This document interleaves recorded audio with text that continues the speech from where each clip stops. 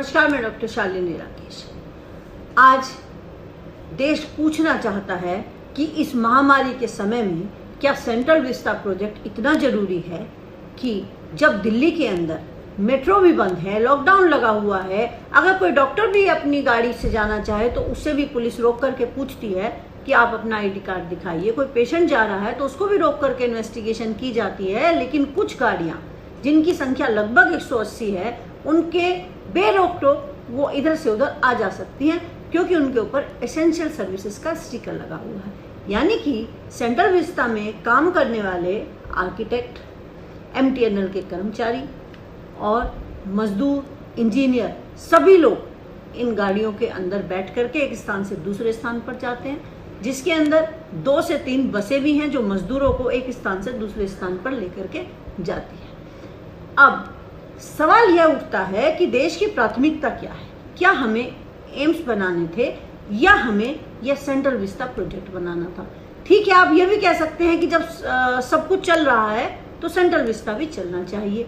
आपकी बात बिल्कुल ठीक है, लेकिन सेंट्रल विस्टा का जो बजट है वो 9,300 करोड़ से स्टार्ट हुआ था, फिर वो 13,500 पर पहुंचा, फिर वो 15,000 करोड़ पर पहुंचा और आज यह बजट 20,000 करोड़ तक पहुंच चुका है।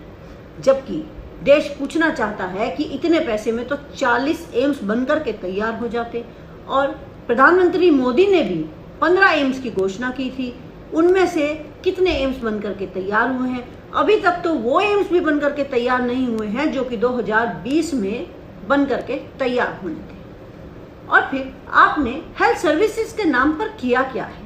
जब सारा ही सामान विदेशों से आ रहा है, क्रायोजेनिक सिलेंडर विदेशों से आ रहे हैं, वेंटिलेटर विदेशों से आ रहे हैं, दवाइयां विदेशों से आ रही हैं, वैक्सीन विदेशों से आ रही हैं, यानी कि मोबाइल ऑक्सीजन प्लांट भी अब दूसरे देशों से आ रहे हैं, तो आपने पिछले साल से लेकर के और अब तक क्या किया है? आज IMA ने भी आपके ऊपर सवाल खड़े कर दिए। इंडियन मेडिकल एसोसिएशन ने कहा है कि हेल्थ सर्विसेज ज़्यादा जरूरी हैं इस प्रोजेक्ट से, और उन्होंने यह भी बोल दिया है कि जब हवा के अंदर वायरस बताया जा रहा है तो हमारे लंग्स को वो कितना नुकसान पहुंचाने वाला है। और जब आप दिल्ली के बीचों बीच में 3.5 किलोमीटर के एरिया में जब आप खुदाई कर रहे हैं, क्योंकि वहाँ पर प्रधानमंत्री का ड्रीम प्रोजेक्ट बनना है, उसके अंदर न्यू PM हाउस बनना है, सेंट्रल सेक्रेटरीट बनना है, उसके अंदर संसद भवन बननी है, उसके अंदर सांसदों के न्यू ऑफिस बनने हैं, शौचालय बनने हैं, फव्वारे लगने हैं, जमीन के अंदर भी काम होना है, जमीन के ऊपर भी काम होना है, बड़े बड़े फव्वारे लगने हैं। तो उसमें कितनी धूल उठ रही होगी जो हमारे फेफड़ों को नुकसान पहुंचा रही होगी। ऐसे समय में सेंट्रल विस्टा का प्रोजेक्ट बंद हो जाना चाहिए था, लेकिन उसको एसेंशियल सर्विसेज के अंदर डाल करके उसके काम को बनाया जा रहा है। लगातार वो काम चल रहा है क्योंकि वह कुछ प्रोजेक्ट उसका 2022 से पहले पूरा होना है और कुछ 2024 से पहले पूरा होना है। आप हेल्थ सर्विसेज को लेकर के बिल्कुल भी सजग नहीं हैं।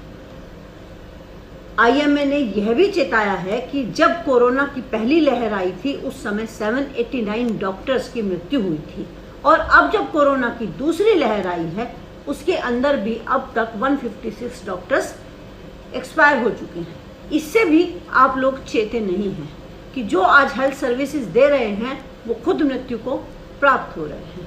और इससे भी ज़्यादा हैरानी की बात तो यह है कि प्रधानमंत्री जी ने एक आदेश दिया है कि जिसके अंदर MBBS के फाइनल ईयर के जो स्टूडेंट हैं वो भी अब सेवाएं देंगे, और उनका मानदेय वेतन जो तय किया गया है वो 300 रुपये रोज है।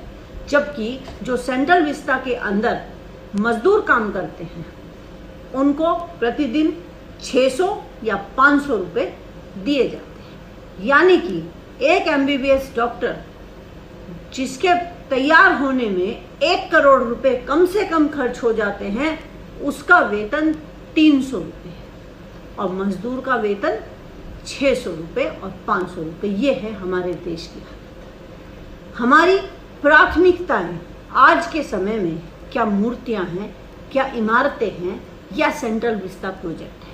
देश के नागरिकों की जान इंपॉर्टेंट है या इमारत?